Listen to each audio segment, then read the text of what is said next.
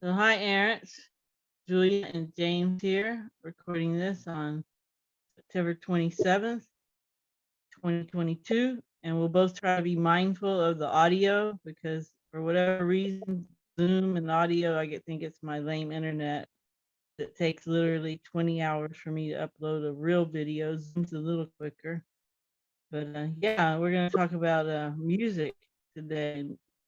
James has done some research into the symphony, but before the symphony, there was I guess just singing, choirs and stuff, and then that kind of graduated to folk music, and that graduated to opera, right, and some quartet kind of stuff, and then that Yeah, graduated to orchestras. yeah, it's an interesting story. The symphony has its origins with an English composer called William Byrd. So I can't help but think of Thoth, the bird-headed god of knowledge, as it were.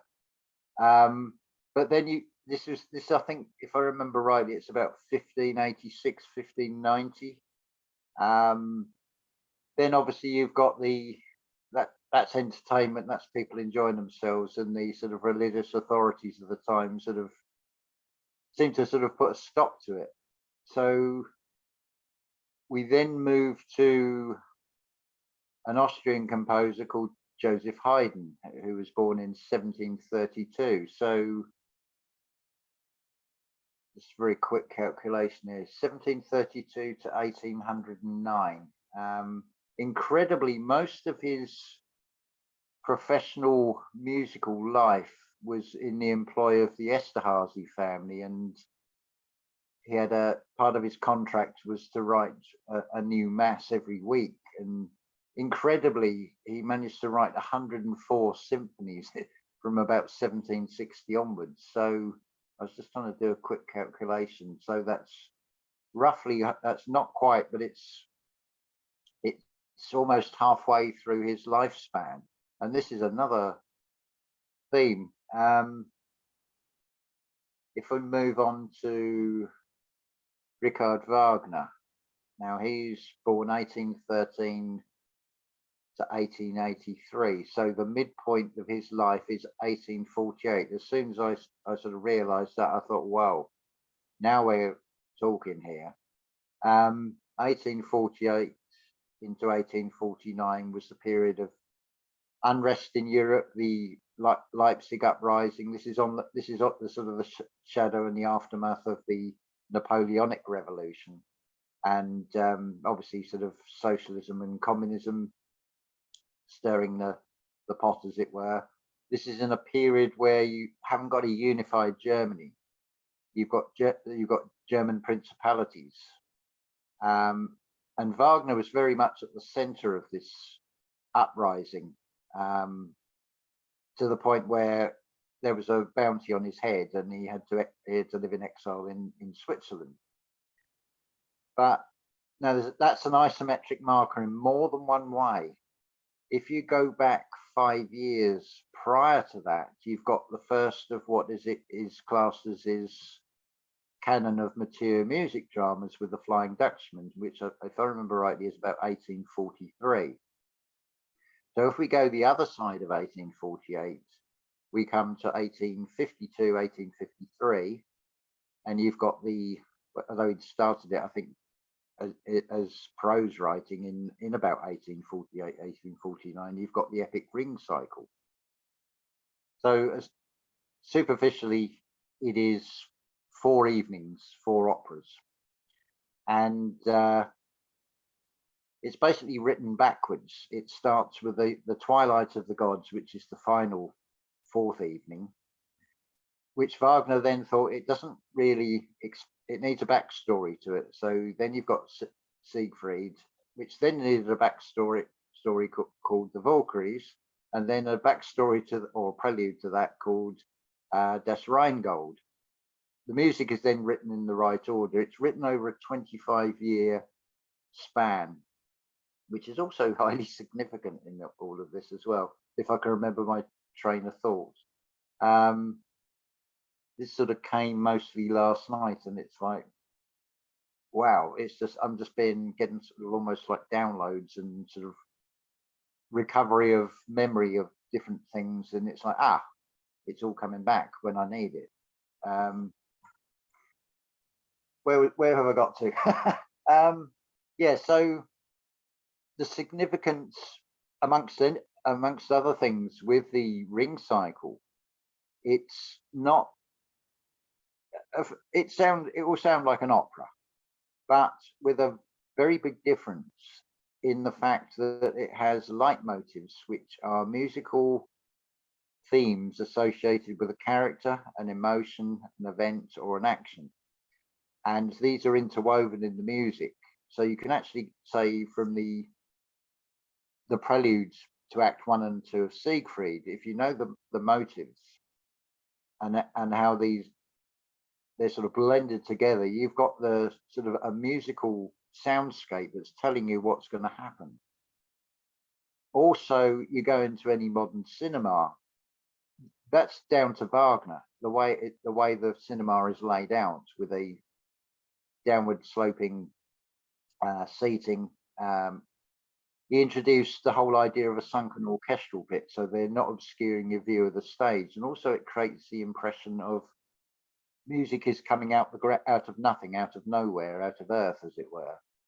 You just hear the sounds. I mean, he even had, and it still runs to this day, and I believe it's still in family ownership mostly, and that's the Bayreuth Festival Theatre, which he had built following his design plans to stage all his works. So it becomes like a shrine. Yeah, so that gave, the first performance was 1876, and it's been successful ever since. Now, what is interesting about the ring cycle, Wagner has taken and preserved many European and German myths into a cohesive story, which still gives you basically exactly the same story in the Bible. Now, I said on a video, must be 3 years ago, I said, you've had the second, because I was coming from a slightly different perspective than now. And I was saying, you've had your second Messiah, you've had your second coming, and everybody missed it with Wagner, particularly with the ring cycle. But it isn't just the ring cycle. There is a theme of love and redemption that runs right through pretty much all his music dramas.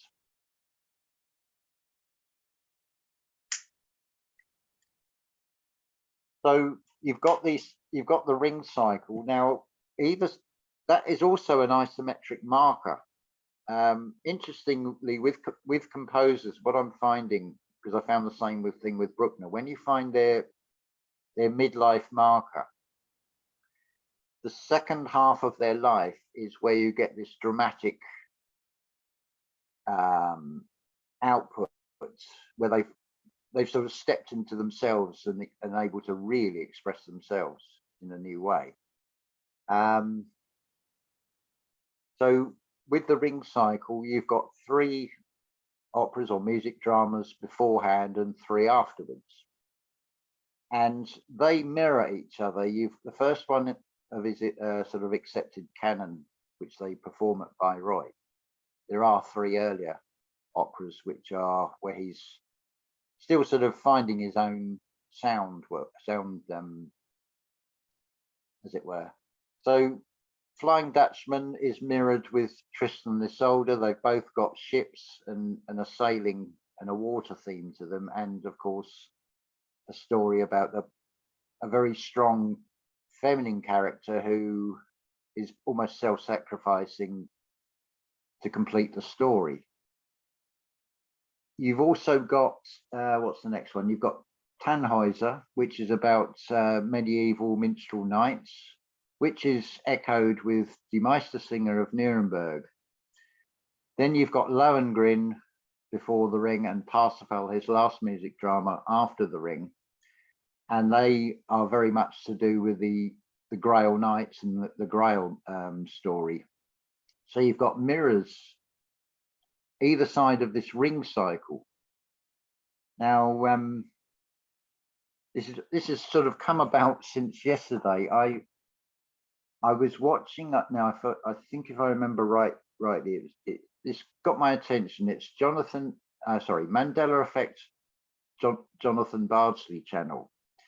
He's mirrored or copied part of another channel's work and then added more to it.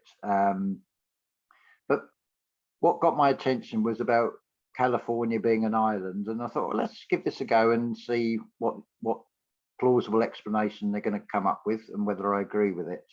And I'd say, yeah, I do agree with it, that the way that this mysterious lake that's on old maps in, I think, Nevada, that's no longer there, you can see where that must have burst its banks, and it's infilled the river, the ravine between when California was an island and a separate landmass, and sort of backfilled that west coast, so it's joined it, so it's created like a land bridge. And you can sort of see this on Google Earth, how that sort of replicated that. But anyway, to the point of this, so it was the next video that sort of YouTube recommendations that came up, and it was a channel called Gnostic Student, and I thought, oh, that looks interesting.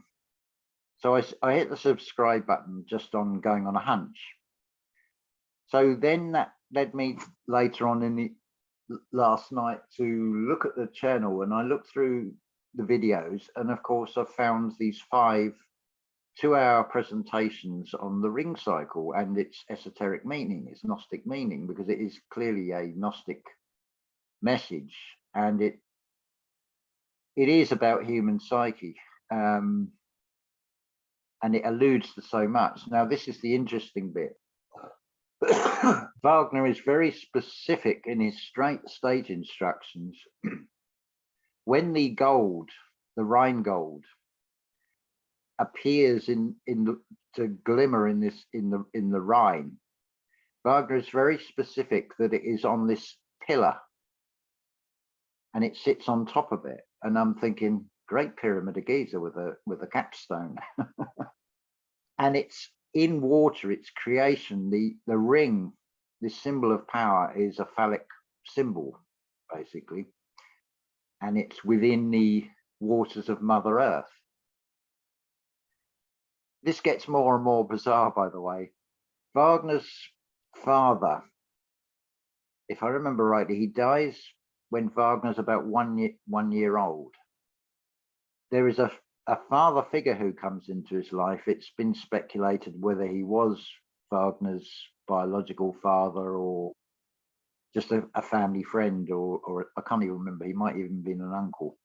But his name is Ludwig Geyer, Geyer, and I thought, Gaia, that's the old name for Earth. This man was obviously a huge influence on Wagner. He was an actor. If I remember rightly, he was a writer, and very much connected with the theatre. So with Wagner, you've got this, the ring cycle is great. Basically, the 4 evenings has been likened to a massive 4-movement symphony, because it is symphonic in its structure. Where are we going with this? There's so many strange parallels and things. I'll have to, as they come to me, I think is probably the best way. So this 15.5 hours of this unfolding drama of the human psyche and Gnostic teachings starts in the key of E flat major, which straight away threw me back to thinking about Beethoven and the groundbreaking symphony that he wrote, and the start of what is called his heroic period, his middle period, is also in E flat major. That's his symphony number 3. Now, when his middle period ends, it sort of begins off the back of this famous Heiligenstadt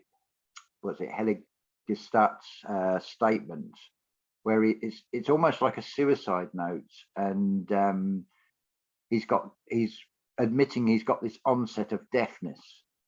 So by about 1813, 1814, the deafness has set in. He doesn't write any more piano concertos.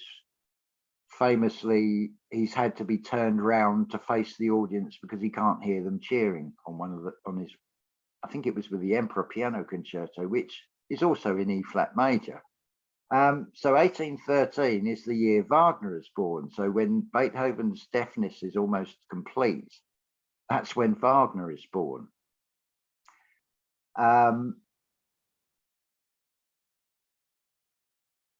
Yeah, so and Beethoven's lifespan marker is about 1798, 1799. So it's about the time when he would have first got these first signs of deafness as well. So it's interesting.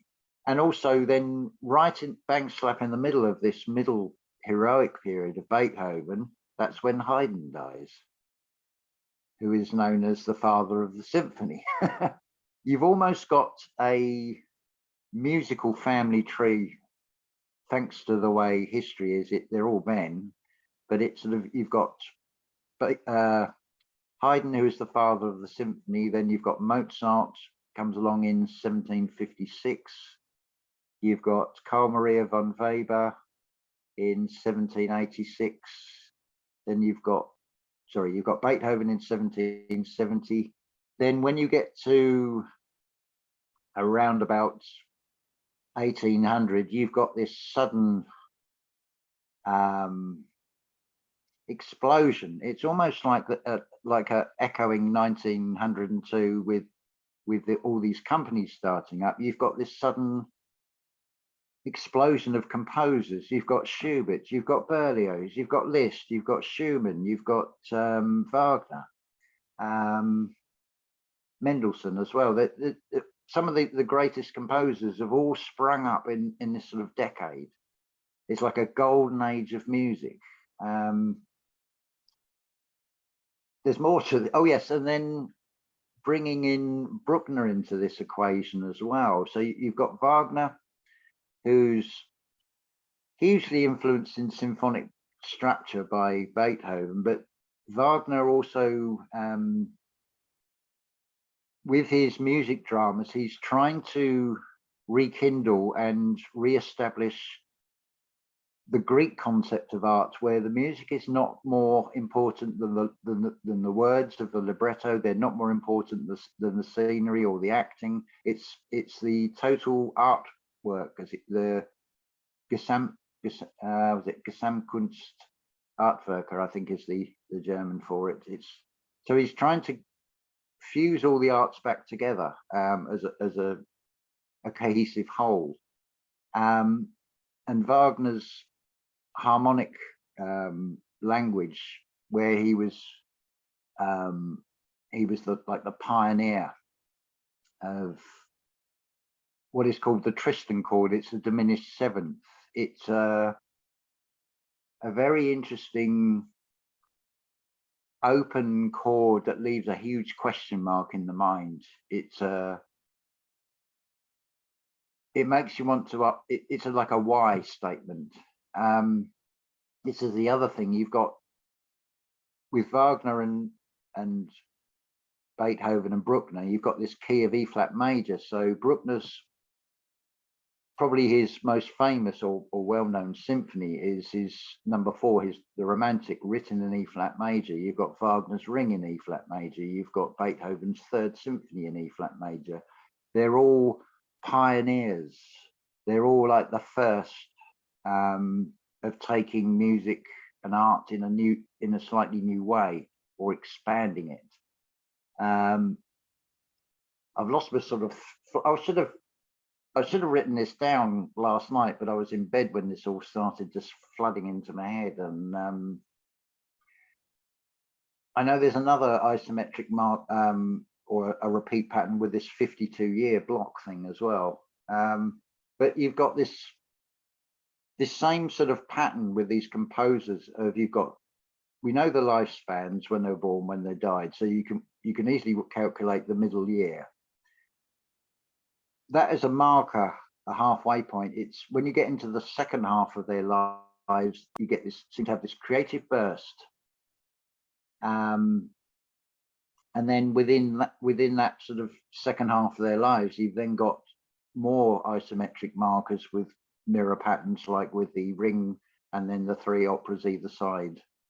And they mirror each other in their sort of storyline theme as well. So I thought this was fascinating, the way this all sort of puts meat on the bones to this blueprint pattern that we've got, thanks to Jason of Arcades. So maybe when you're having your very creative time in life, I mean, life is half over. So Julia, are you there? Can you hear me? I hope we haven't lost signal. I will carry on in the hope that can't hear me. It's not a Wi-Fi. Can't hear me. Oh, Bobby. So if I take three more composers here in the form of Franz Liszt, who's born in 1811, and then Wagner in 1813, and then Anton Bruckner in 1824. You've got an almost identical mirror with their years of their death. So you've got Wagner in 1883, dies in 1883. 3 years later, you've got Liszt, dies in 1886. And then it's 10 years later, the death of Bruckner. So there's almost another mirror there. They're part of what was called this new German school of music, although really no, sorry, Julia, I can't hear you. I don't know. Must be the Wi-Fi. You still can't hear me? Can you hear me now? Very faint. I hope it's not. It might have been me. Can you hear me now? Yeah, you're very faint. I'm very faint still. I'm like right up at my microphone, talking very loud. Yeah, I have very poor internet, but just keep talking. Okay. I forgot where was I? Yeah, so you've got all this isometric patterns and things. But if we take what Wagner shows consistently in these music dramas, it is always a story that love triumphs over everything. The ring cycle, it starts in, it's basically the Kabbalah. The man that gives the lecture on these videos on I think it's called Gnostic Students. I've created a playlist with these things on the ring, so anybody wants to listen to them. This guy says he's amazed because there doesn't seem to be any evidence that Wagner had got this information from him anywhere, and yet he's managed to collect all these mythological stories, weave them into a new story that is so profound and goes on such deep levels. So, for example, it starts with the celestial waters. So it's like this is like the tree of life. We're in these sort of heavens. We're in the upper waters, the firmament. But then we're taken down, and Wagner is very specific in the stage directions for this. We're then immediately taken down to the lower world, and we're now in the Rhine. And then the actual Middle Earth, this is before the time of humanity. This is just gods and dwarfs and giants. The two giants represent Lemuria and Atlantis. They're older versions of humanity. Valhalla is the personality we build. Alberic, who renounces love, is our sort of lower eye desire for things. And he's a mirror of Wotan, who is like the sort of upper realm god. And you've also got this very interesting character called Loga, which is also Loki. So you could see him as the serpent in the garden, but he actually has a role to play, which is very important. He represents the intelligence. He's posing questions and pointing things out, but like in the Garden of Eden story, it's Eve that actually goes and takes the apple. It's been weaponized as in an interpretation to demonize and women are less than men, because it's been twisted. But it is a natural cycle and a natural process that we all have to go through. Even the ruler of the gods, Wotan, he consults Mother Earth. He loses an eye to gain knowledge. This is as much in the Germanic mythology. I think if I remember rightly, he hangs upside down from Yggdrasil, and it costs him an eye to gain knowledge from the tree of knowledge or tree of life. But he still wants to know more. So he still has to conform to the laws of the universe, as it were. He can't just have what he wants. He's bound by his own treaties on his spear.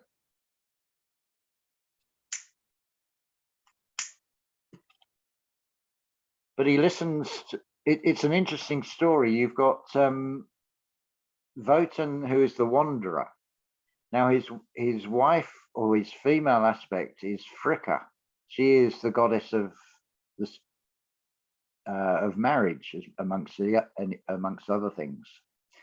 So she encourages Wotan to have Valhalla built, because she thinks she's going to keep him at home more, but that's not going to hold him at home. He sees it as a safety zone that he can go into, and the rest of the gods, which are all basically aspects of a god, and all the goddesses and things. And he learns very quickly that by offering up love as a price for Valhalla, that the gods start losing power, because Fricka's younger sister Freya, she is the goddess that gives the gods the everlasting life with giving them the golden apples. So if she's taken away, they start to age, and Wagner shows that in the ring cycle. So it's overcoming all these obstacles. We all have this Loki or Loga in us, that it's connected with the intelligence. It's something we need in this reality, in the same way you can't be totally alkaline. You've got to have some acidity to balance things out. It's expressed in the colors of Thomas the Tank Engine, to be a really useful engine. He's about 80% blue, which is divine feminine, and about 20% red, which is divine masculine. The wheels, I believe, are red because it's the divine masculine side that will go out there and is sort of like the hunter warrior. The divine feminine is the homemaker, the heart of the home, the one that sort of basically runs things. It's a subconscious. So in this ring cycle, you've got sort of 9 levels all going on at once. You can go so deep into this that I seem to remember, but don't quote me on this because I don't know how true it is, but it does seem plausible that after the Bible, Wagner is the most written about topic in the publishing world. with books and things. Certainly there has been many, many books on him, and there are people who have devoted sort of careers commentating and writing about what Wagner was showing. It's phenomenal. To go into the mind of a composer as like a composer, if you say you're writing an opera, you've got to become all of those characters to be able to write the story, as well as writing all the background scene. You are a creator, and it's like, no wonder he had a 12-year gap, but it's over a 25-year span. So you've got, I think, up to about 1852, he starts writing it, and I think, I'm just trying to remember now. I know there's a 12-year gap anyway, but it breaks off at the end of Act 2 of Siegfried and then starts up again with Act 3 of Siegfried, and you can hear the sort of change in the music. That prelude to Act 3 of Siegfried is got something like 9 leitmotifs. You've got the galloping tempo of the Valkyrie winged horses. The Valkyries are these warrior maidens who come and take the fallen up to Valhalla, to everlasting life. They're sort of heroes. So you've got this galloping sound. You've got the thwarting of you've got Wotan's frustration built into this. You've got his spear motive. It's when it's sort of a downward da da da da da da da. It's sort of like authority. That spear is the authority. It's almost like you've got a pillar and you've got a capstone on it. It's again, it's exactly the same symbol with a slightly different expression. So it's as much as anything else, it's amazing how this references to this gold capstone that's said to have been at one time, or was still to go on, the Great Pyramid of Giza. But I see that as being based on human physiology as well. We have to build a solid foundation. We've got those 3 chambers. That's the Christ consciousness of the gut feeling. You've got the heart, which is the Queen's chamber, and then you've got in the mind, you've got the pineal gland, which is the King's chamber, where the Rheingold glistens when it is activated and is a light in the world. In that Wagner story, that ring, which is a symbol of beauty, and the Rhine maidens at the start of this story are distracted by the radiance, and they forget about Albrecht, who then says, right, I'm going to renounce love. And they're in shock because he's done the unthinkable and stolen the gold. You've got that unthinkable theme again. Same with Enki. And basically with meditation, you do the unthinkable because you become the observer of your thoughts rather than consciously trying to chase the thoughts.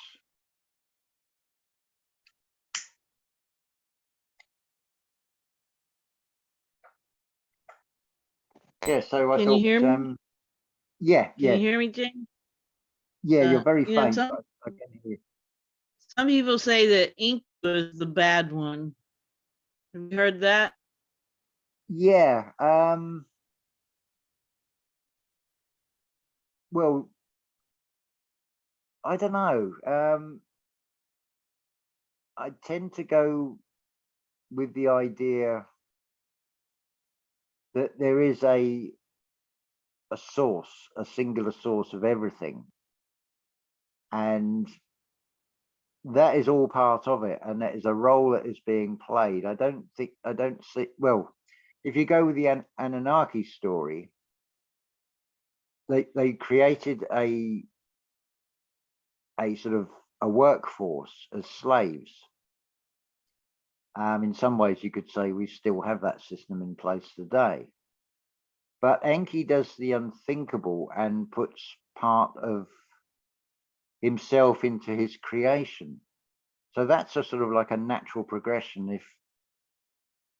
if you've got this creator who is in everything and has created everything, well, it's a natural progression that something that is created in the image, and I take the image to be the characteristics, the way of thinking. Well, that is now a replication of it. We do this as well in many forms.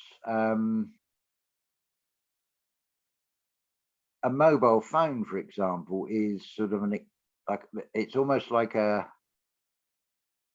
artificial intelligence equivalent of a brain, but it lacks the creativity in life, and it needs interaction with something living to put the prompts into it, like asking a question on a Google search, for example. It's all there, but it has to be accessed.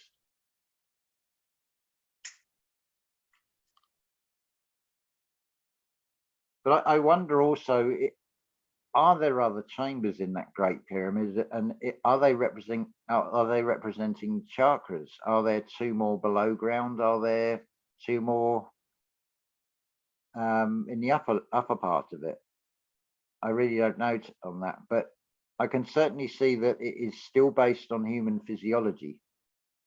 I take the star shaft to represent the eyes and the ears, which in meditation you want to blank out that external world, which is why I feel they're also were represented where they didn't come right through to the king's and queen's chamber, and they weren't exposed to the outside.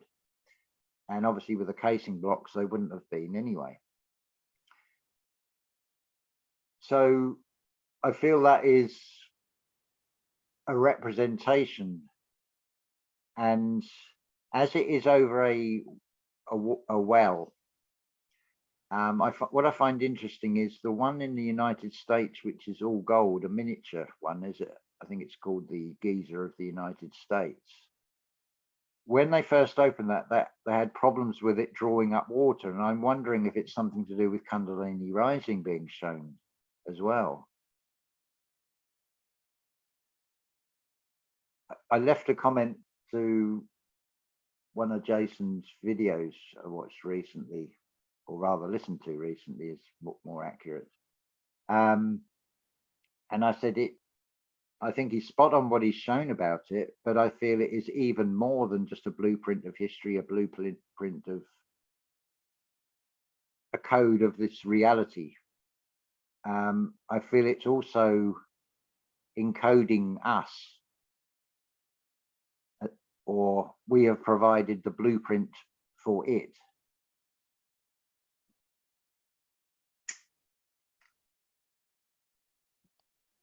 Very cool. Very possible. Yeah, I mean, if you think about it yeah. as well, in an expression we use, like you're looking at something, it's got a superficial level, and then we want to find the deeper meaning. Well, to find the deeper meaning of a pyramid is to go deep within it in the physical sense to find that it's got chambers.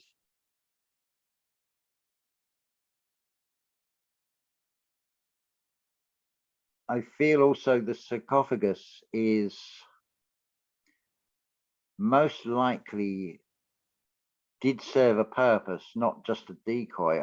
I feel it probably housed something at one point, and there's some strange recesses. If it would be a modern building, it would be like an archaeologist in 500 years' time coming along and walking down a corridor, and there's a hole or a recess for a fire extinguisher and on a modern building. But there's some funny little niches and things in those corridors, which they can't just be put there as something random. They're too precise, and there must be a functional reason for them being there. Because I can't see any of that structure being just built for the sake of it, as it were. That's quite clear that it's multifunctional, definitely. Right, just like all the steeples and stuff like that on the ancient churches and other buildings were probably antiquitech in some way to manifest and transfer energy, free energy. And so who Yeah. knows, the pyramid was way more than that. Well, that's the other question that comes out of this when we're talking about free energy. It's like, well, it seems pretty much that it is, and it's sort of shown in the ring cycle where Wotan, who's ruler of the gods, still has to consult Mother Earth. That to me is another way of saying, look at the way lightning works. It comes from the earth and arcs back. We only see the arcing back part of it because it's instantaneous. So what is this free energy being used for? I go with the as above, so below. And if you've got ley lines on earth, and certainly if you go walking barefoot, you can feel temperature changes. There's like a band of like a warmer section of grass, and then you take a step one way and it's cooler, and there's no rational explanation. It's like, well, it's all been in sun or not been in sun at the same time, so why is this warmer? And it's like, well, it may be underground wires, it may be underground streams and things that are still there. Definitely feeling something. And it's like, well, if there's lines and grids on the earth, and it seems to be, that's why you've got gas platforms and oil rigs and things in the seas in specific locations. They're not just here, there, and anywhere. They are just like the star forts. They seem positioned with not just a functional value, but there's a reason why they are on those specific locations, same as the Great Pyramid and many of these other structures. They're on grid, they're on markers and things. So it makes sense that the sky being a reflection, I would say what you've got up there is a magnetic grid. There's things being moved on sky tracks that are putting in interference patterns. And I feel this is the key to how I'm not waiting for something external. I'm not saying that that isn't going to be, but I feel that because of the complexity of everything that seems to be done to thwart us and put those obstacles in our way, I then think, well, for that to be in place must tell us something about humanity. Now, if you run any device and you've got more than a couple of apps open, and it may be doing automatic downloads running in the background and various other bits and updating itself. That's why you've got to have fans and things on some of these big tower computers and things, because they start getting hot because they're drawing more and more power. Everything in this reality is finite. So the more, that collective term errants, the more errants there are who are breaking patterns, say even daily patterns, change the way you walk somewhere, change the time you walk somewhere, be unpredictable. So this thing is going to have trouble tracking many of us. We'll end up bringing this thing down because they're going to run out of power.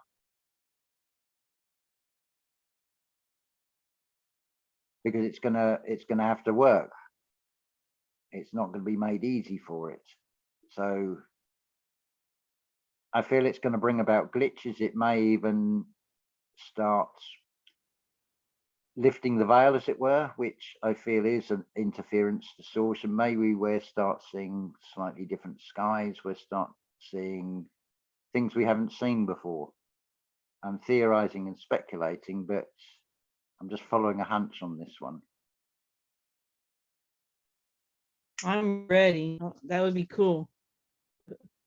I'm ready to start seeing cool stuff out there. I was going to say, the other thing I was thinking of a little while ago, if there's any listeners out there who've got that Stellarium program, I don't know how far back it goes or how far back in years you can take that program, and whether it would change to a 360-day year at a certain point. But it would be very interesting to see on Phoenix years in particular, what the astrology is showing, say on the say May the 15th, I think would be a good date. Right, And just May see if 15th, anything is shown, and 2040. then that can also be projected forwards, and that may well show things and give us more of a glimpse into the future. Yeah, that'd be good to know. Ideally, it needs someone who's got the Stellarium program and also quite a good knowledge of astrology as well, to know what they're looking for. I know you can pull up, Yes, say, yes, Saturn, Santos and you can Bonacci, read if all you're about it. listening. Sorry? I said, yes, Santos Bonacci, if you're listening. I doubt if Yeah, Santos is listening. yeah, that would be great. I mean, the more eyes and ears looking at all these things and continuous playing, going through the terrible twos again and asking why and exploring all these things, the knowledge base becomes broader. The canvas on which we're painting becomes broader as well. We start to see far more of the bigger picture, and I feel if we can generate enough, shall we say, let's flip the script here, if we can cause enough chaos to the AIX, I would imagine would be the one, that it's going to start malfunctioning, because this is a mirror world. So it's always talked about elites and causing chaos and creating a new world order. Well, can flip that, because certainly from my perspective in this realm, the AIX is not my friend. So maybe I should take on the role of energetically causing chaos that will give it problems, which it will have to respond or react to. And I think collectively, if enough of us do this, and it's not doing anything aggressive or anything negative, it's just breaking patterns, breaking cycles, creating new pathways. That's effectively all we're doing when we go into meditation, when we're doing language lessons of the heart. We're reprogramming ourselves, or we're taking control of our own program, and we're writing our own script. You could say it's a bit like when they following the crowd, you're already doing something right there by just not going along with whatever mainstream dictates. Well, in a way, you could say you've got the background scene. That's your film. Now, often from a film you'll get spin-off things on television, and they're say adapted for television. So we can take the basic film script and then adapt it and write our own parts and our own characters and still interact in it. But you're then changing the balance where you're more in control of yourself. So rather than go with the automatic reaction, which we've been programmed to do, we can now respond and come at things in a different way. And I feel that is going to cause major problems, not for us, but for what would be, from our perspective, perceived as our enemy.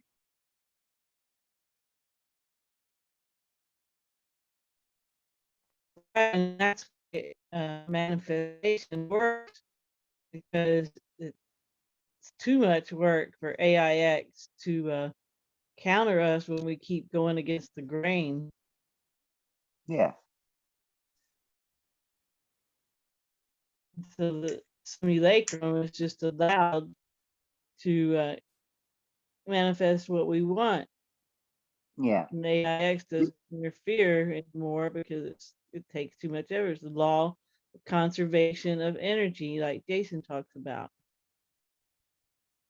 I was just thinking also, going back to Wagner's Ring. In Die Valkyrie, it starts with, they don't know at the time, but they're brother and sister, Sigmund and Sieglinde. These are children of Wotan, who he thinks, right, I'll protect Sigmund, but he'll be my sort of hero and save the day and take this curse, so it isn't the end of the gods. But his wife points out that he isn't a free agent because he's still under Wotan's protection. But the child of this brother and sister, I mean, this is quite risky in the 19th century. And this has been commented throughout by various writers and things ever since, from different perspectives. You've got a brother and sister who produce a child who's called Siegfried, who now is this totally free agent who has no fear. He hasn't learned fear. He meets his grandfather Wotan. He's in Siegfried, and he's now in the role of the Wanderer. And he tries to bar Siegfried's way. Siegfried has reforged his father's sword, and he cuts. It's basically it's echoing back to the story. I think it was Noah was castrated by his grandson. It's a common theme. It's Jupiter castrates Saturn and so on, symbolically sort of loss of power, because he now is a free agent, but it's also he's broken through all the rules and regulations, the treaties that are on that spear. So it's an interesting. It's fascinating. I mean, Wagner was definitely a genius. There's no two ways about it. That the mind that could create something like that and be able to fuse that all together. It's like, wow, it's like you've condensed 66 books down to 15 hours.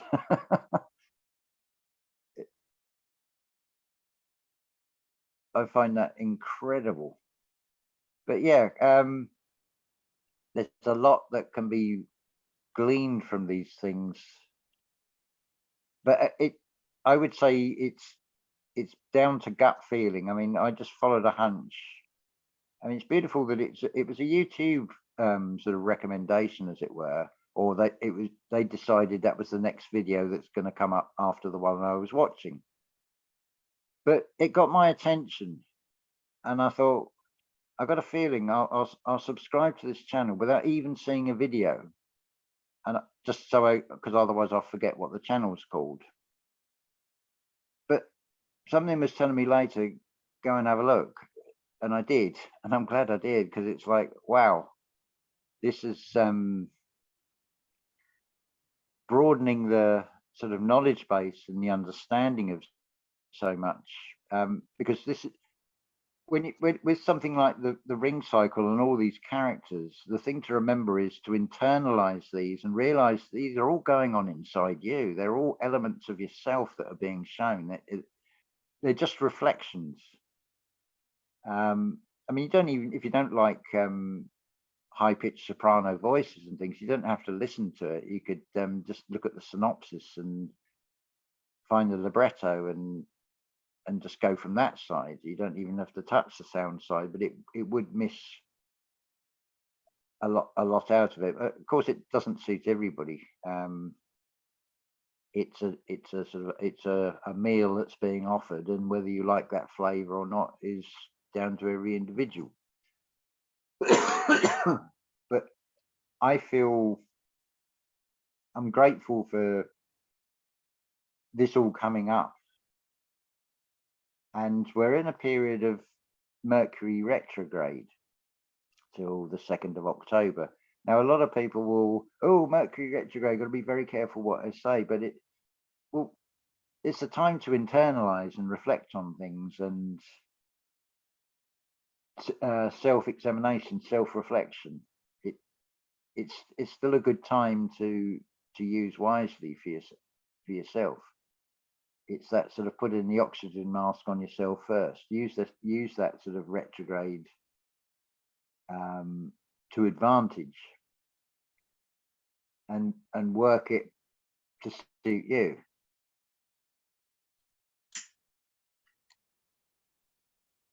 Sounds like good advice. And everybody has some kind of music that they like. It's really cool Yeah, about music.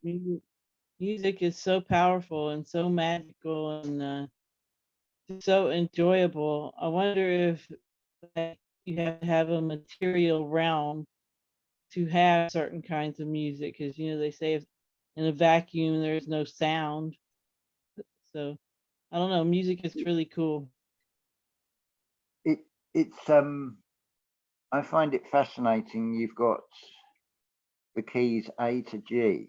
You've got 7 keys and you've got 7 chakras. Now I can interpret E flat.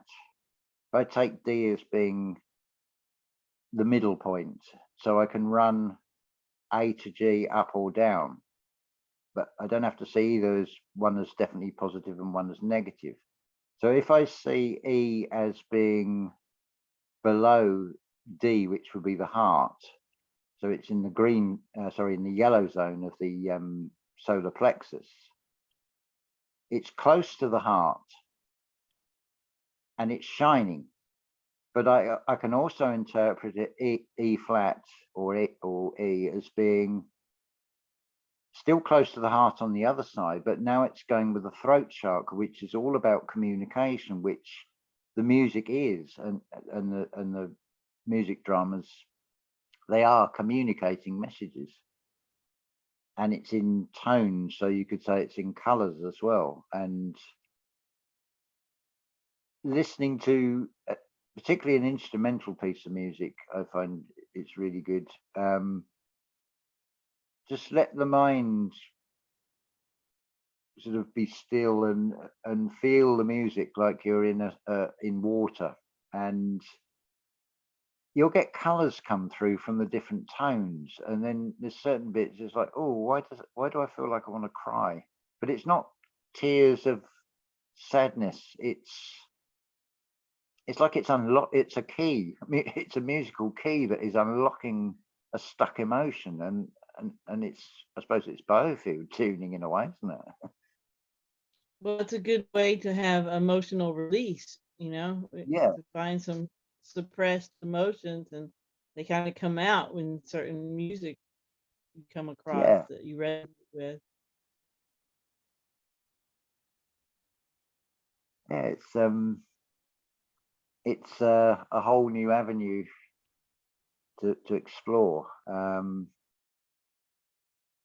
It it's music is something I've always sort of, particularly classical music, is always something I felt sort of drawn to, and it's now sort of coming into its own in an esoteric sense more than ever before, in the same way that family history, sort of the 12 or 13 years I spent doing family history research, trying to look at as many original documents as I possibly could, and just following hunches. And I knew it was a stepping stone, but I didn't know what it was a stepping stone to. And it makes sense. Having the interest in the music has been there for a reason. So a question a lot of people seem to come to in the mind is, what is my purpose? What am I here for? Well, it that's something to reflect and ask yourself. It's like, well, what am I interested in? What am I drawn to? Because somewhere in there is the answer. Um, you could say it's probably a soul memory from previous lives, and you have an interest in something because you've had an interest in it before, possibly. But it's something you can draw on. If you've had an interest in something, then the chances are you've probably got a greater knowledge on a particular topic than other people. So you can draw on that. And because this reality is all about experience, well, they're experiences you've been through. You've had an interest in, I don't know, the Rolling Stones or something. There may be something in the lyrics and that you discover. and it's a massive table that we can all, or lots of tables we can all come to, and we can bring these little things to the table and say, well, I found this and I found that, and it may be something that unlocks something for somebody else, something you then talk about on that particular topic. It might click for somebody else and say, now I understand whatever it is that they were stuck on, and it just grows from that. It sort of replicates a tree. It branches out in many directions. Isn't it fantastic?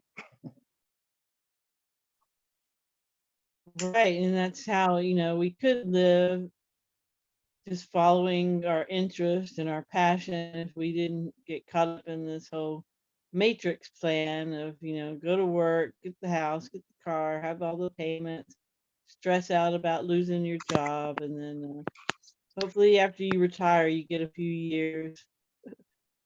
Yeah. Otherwise, we could be doing that. What you're saying. Retire? I was tired already. I don't want to retire. Why would I want to retire? I want to be like a conductor. I want to be 90 years old and still conducting myself, as it were. But, Yeah, you still have to write your first symphony. Yeah. Well, I'm sort of working on trying to get this avatar restructured and reprogrammed, so it's like, well, even if I can't do it at the moment, I feel it is entirely possible, well, certainly possible to stop aging, or certainly slow it down greatly. But if you are only as old as you feel,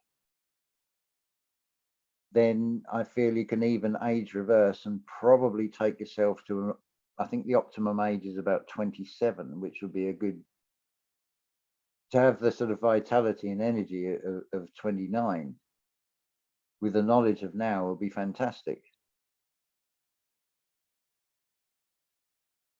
Well, let me correct that.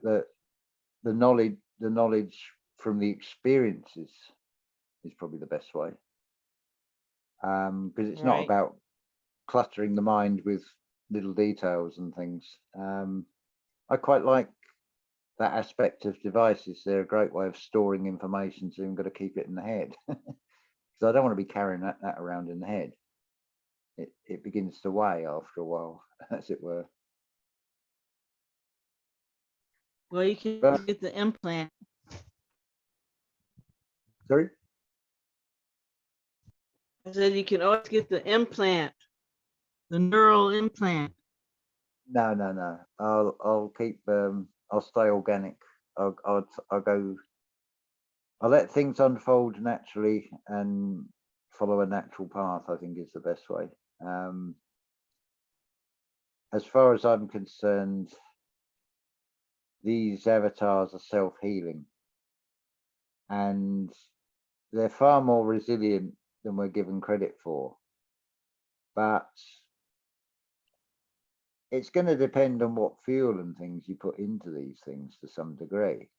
I'm not saying that they can't be overwritten, but you're making it a lot harder to overwrite. But it's try different diets and things, find the one that works for you, have a look at if there's a particular diet that suits a particular blood group, those sort of things. Many people I've spoken to are either O positive or O negative, say they feel sick if they don't have meat. So, well, you don't want to make yourself sick. I think that's a cop out. I think we're frugivores, and yeah, I know that I have the most energy and feel the best when I'm just eating fruit. yeah, And that's what you have to do, experiment with yourself and be honest.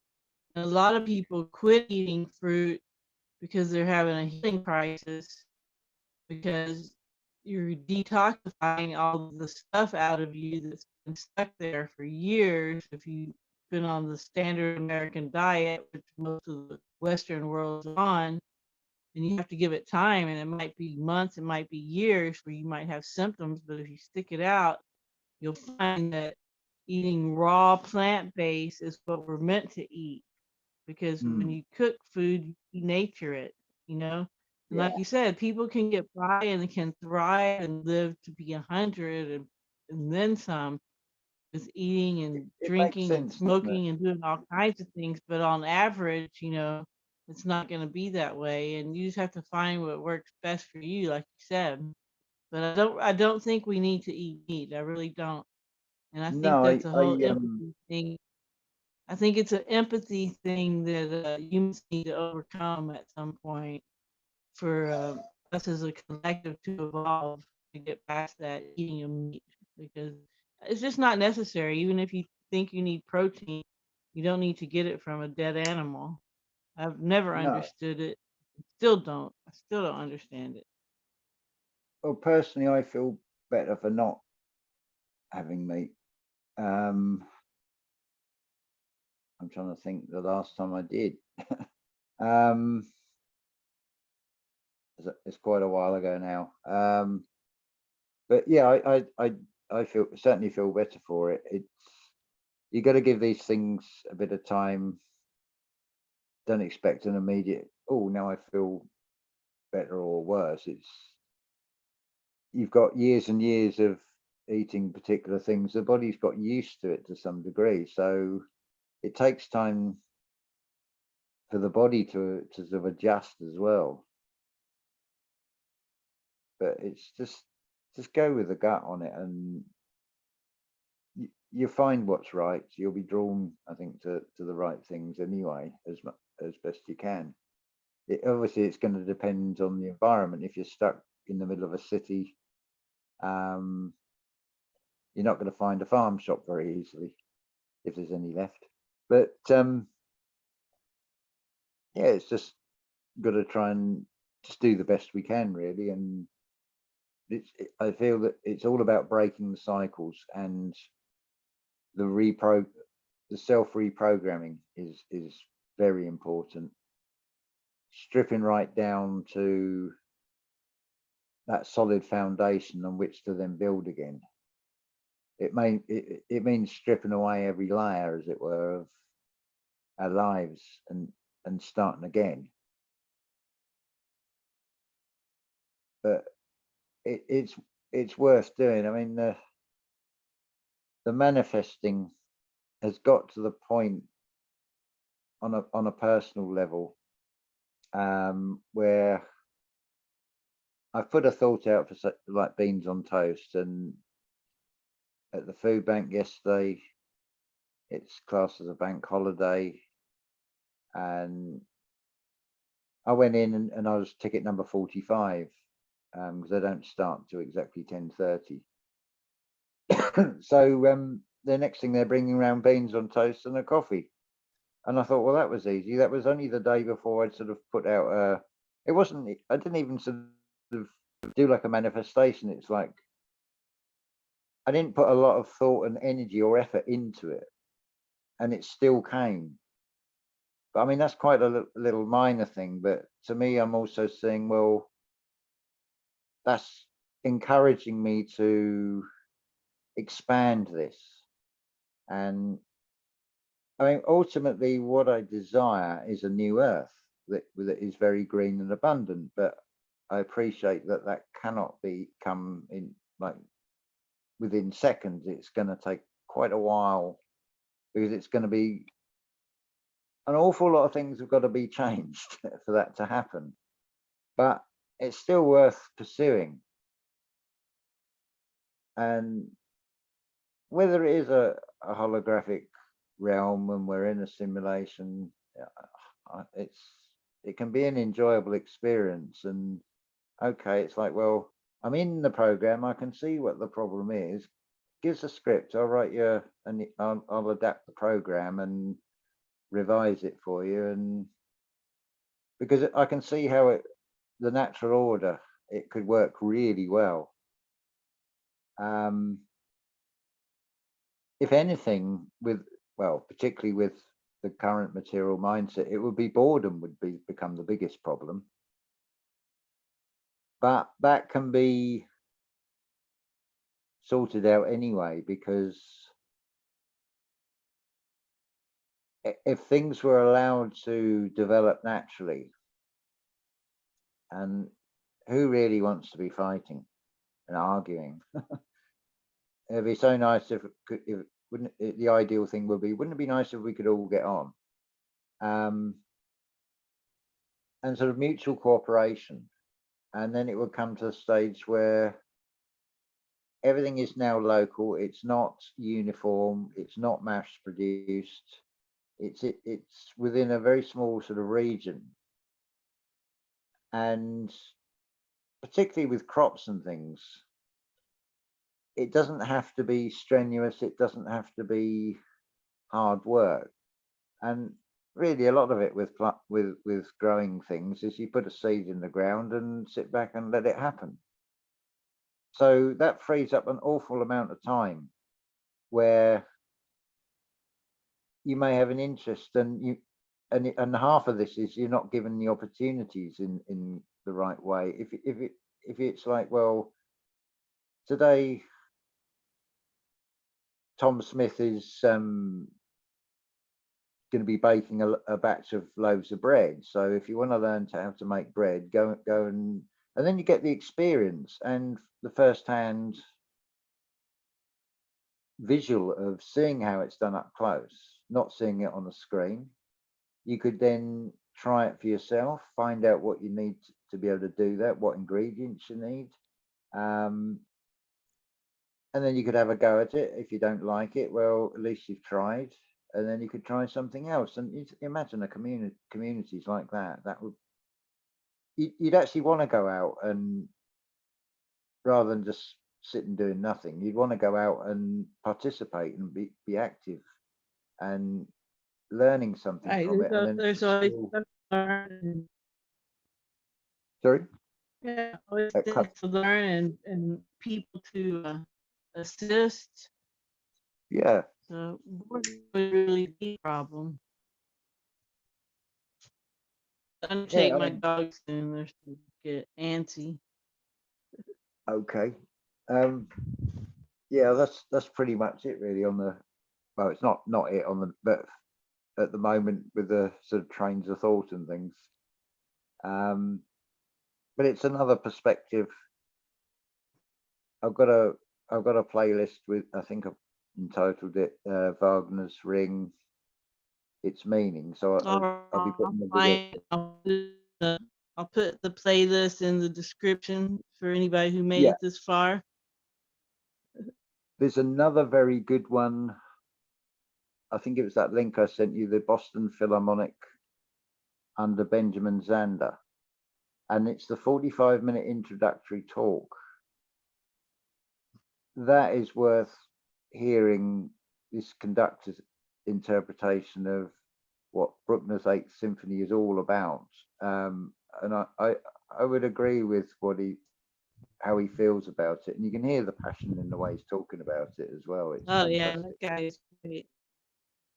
Yeah, I'll put that one in the playlist. I'll put it in the description too, because that's a great. And I've listened to it twice now. I'm gonna listen again. Wow, it's certainly takes you into a different world. It's beautiful.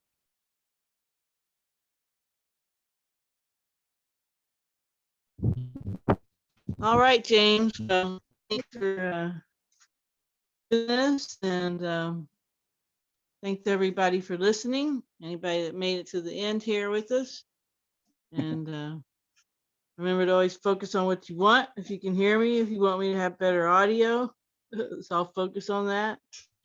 And always help others if you can. And we'll talk to you next time. Ciao, ciao. Bye-bye. Bye, James. Bye.